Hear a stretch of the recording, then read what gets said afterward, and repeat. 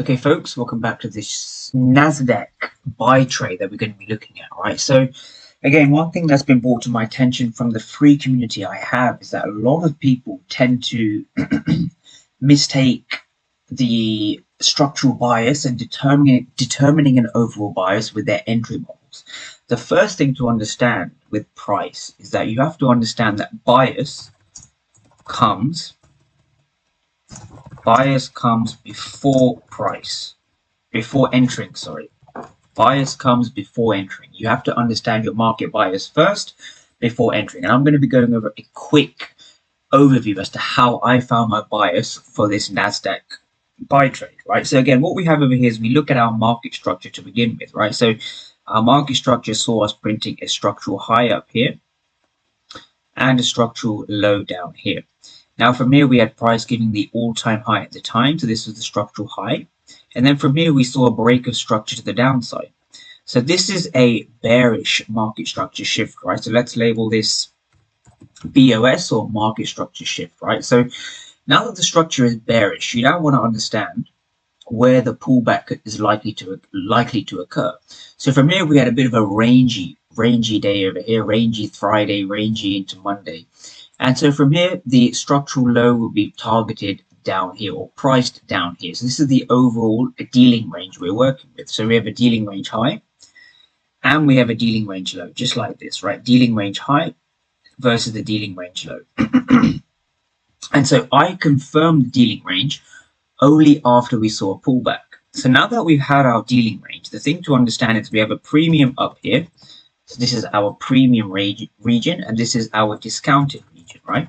How do we determine that? Well, we have the equilibrium over here. This is the equilibrium of the dealing range.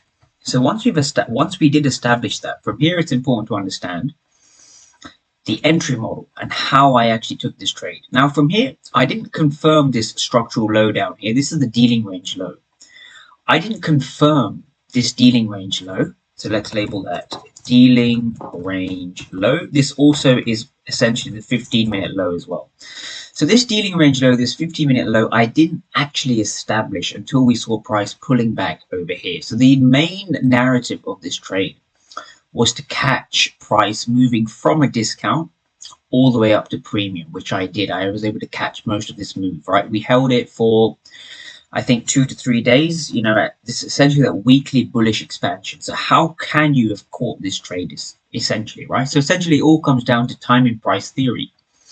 So what we had over here is we had Monday's price action over here, right? So we had what we call the weekly opening or the weekly opening price. So this, as we know, the markets open up at 11 p.m. UK time. So this is now the weekly opening. So this is something I do. I always grab a line and I draw it to the right. This is the weekly opening. WO, this is the weekly opening.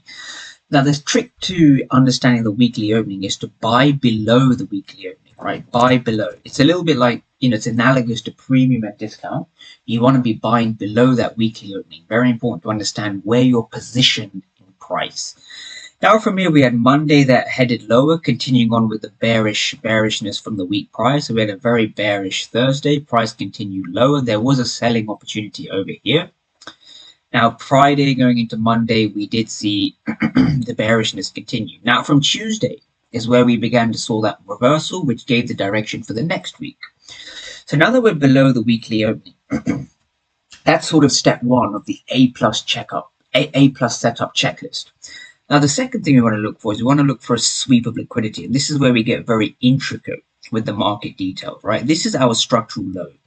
And one thing that really determined this structural low is the idea of a liquidity sweep. So what do we have over here? This is a very important price action to understand. This here is Monday's low, all right? This is Monday's low in the market. Now from here, we see how price sweeps this low, not breaks it. We see it sweeping it with a wick, right? So this here is a sweep of liquidity, which also coincides with the ICT Judah swing, right? So notice how we have the Asian range. We have the Asian range over here. Again, to get very intricate in price, what we see is we see a sweep of the Asian range high. This is manipulation phase 1. So I've covered this in previous videos. This is essentially buyers trap, right? This is enticing early buyers. Buyers are trapped here. Those buyers are sold out. And we have sellers that are enticed here, and of course they get absolutely destroyed, right? But this is the ICT Judah swing, right? Now, those A plus those A plus Judah swings, what validates an A plus Judah swing? What makes an A plus Judah swing, right? So a few things, right? The first thing is that we understand a bullish Judah swing should be below the Asian range low, right? So ARL, Asian range low. The second thing is that it must sweep liquidity, or an A plus Judah swing will sweep liquidity. And the third thing we need to understand is you want to trade away from them. Trade away from them. What does that mean, right? Trade away from the manipulation. Very important to understand, right? So here we have an accumulation. We've had our manipulation, or our two-phase manipulation. And now we're looking to catch the distribution, right? So from here, once we've had that shift of market structure, so again, we've had a couple of shifts of market structure. So price has given us a shift of market structure over here. So this is the shift of market structure, right? So if I label that MSS, this is a shift of market structure. Now from here, we saw another shift of market structure just over here, right? Another shift over here. And we saw price giving another minor shift over here. So now from here, you want to key off a fair value gap. And this is where things get quite simple to understand.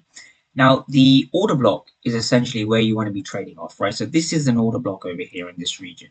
This was the order block.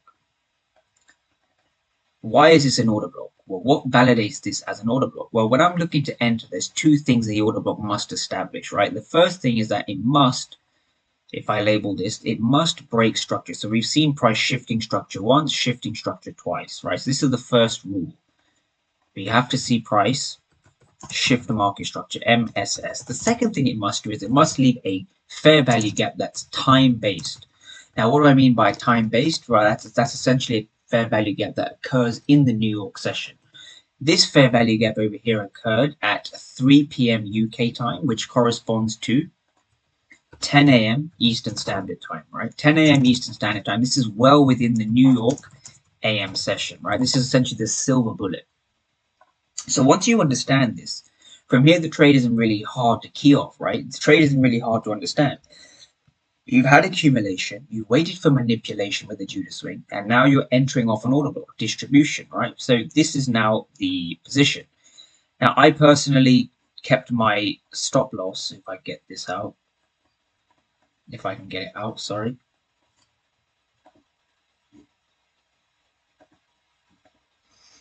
Personally had my stop loss over here. Sorry, my entry over here. And the idea was to really hold this trade up to the M15 premium, right? So this is the equilibrium. This here now is the M15 premium. So this is the main thing to understand with this particular trade, right? Once you have an entry model in place, what you're looking for is you're looking to target a premium from a discount. And that's essentially how this simple trade was framed.